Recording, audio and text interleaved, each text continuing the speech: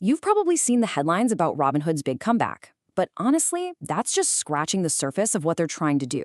If you listen to their CEO, Vlad Tenev, they're not just tweaking a trading app, they're trying to build the entire financial infrastructure for the future.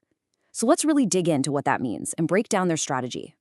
All right, so here's the game plan. We're going to look at 5 key pieces of this puzzle. First, their incredible financial turnaround. Then, the 2 ways they're thinking about crypto. We'll get into something they call truth machines, or prediction markets. Then there's their AI assistant, Cortex. And finally, we'll tie it all together with their massive super app, Vision. Okay, first up, the financial turnaround. Because, to really get where they're going, you have to understand just how strong their position is right now. This isn't just a comeback story, they're becoming a market leader. I mean, the speed of their growth is just wow. Think about this. They've doubled their revenue year over year. That kind of performance is pretty rare, and it's basically the fuel for everything else they want to do. And get this, at the same time, they've tripled their earnings per share. Now that is the key piece of the puzzle here. It's one thing to grow fast. It's another thing entirely to do it while becoming more profitable. It shows they've really got a handle on their costs. So how are they pulling this off? Well, it's not by accident. They have this super lean, low-cost model.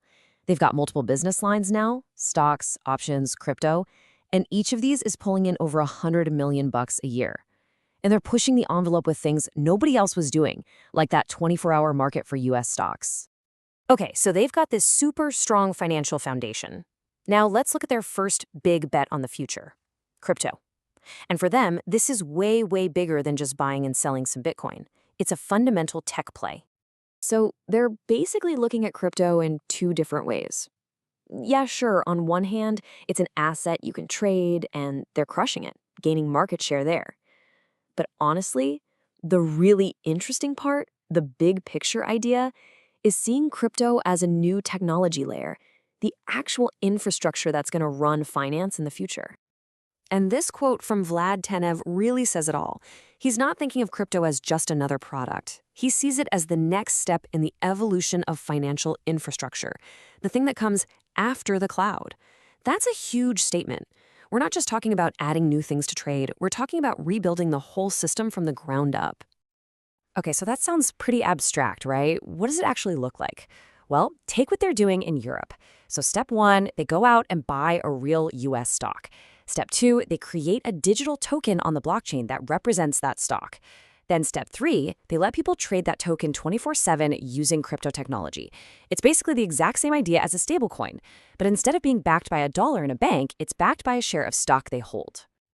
All right, so from crypto infrastructure, let's pivot to their next big idea, prediction markets.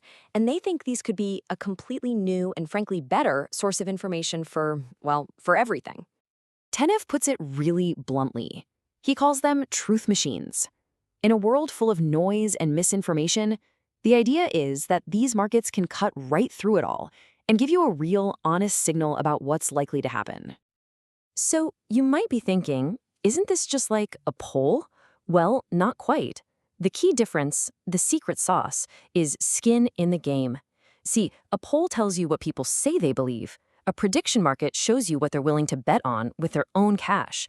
And that financial stake, that risk, changes everything.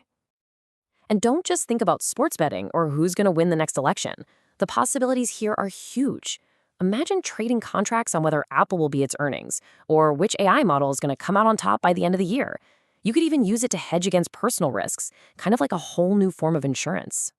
All right, moving on to the next piece of the puzzle. This one is all about AI, specifically a tool they built directly into their platform called Cortex. The way Tenev explains this is actually a really great analogy. He says Cortex for a trader is like a tool called Cursor for a coder. If you're not familiar, Cursor is basically an AI assistant that lives inside a programmer's workflow and helps them code faster and better. Cortex is meant to do the exact same thing, but for trading, to generate insights and ideas. So what does that actually mean? What can it do?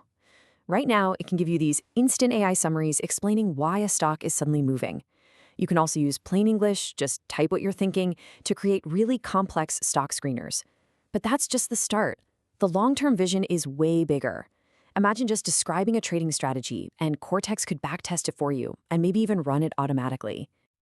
Okay, so this is where it all comes together. We've talked crypto, prediction markets, and AI.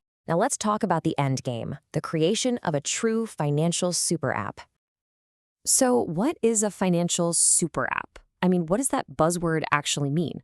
Well, the goal is actually pretty simple, but it's also incredibly ambitious: to be the one and only app you need for your entire financial life. Think about it. We're talking about one place where you get your paycheck deposited, where you keep your savings and your emergency fund, where you manage your long-term retirement accounts, and where you do all your active trading. The goal is to stop being just the trading app and become the main financial hub for their users, period. And that really leaves us with the big multi-trillion-dollar question. Right now, most of us have these services spread out. You've got a bank, a broker, maybe a separate crypto exchange. Robinhood's bet is that they can put all of that into one single app. The question is, can they really pull it off? Because if they do, well, that's not just a new chapter for Robinhood. That could rewrite the rules for personal finance for everyone.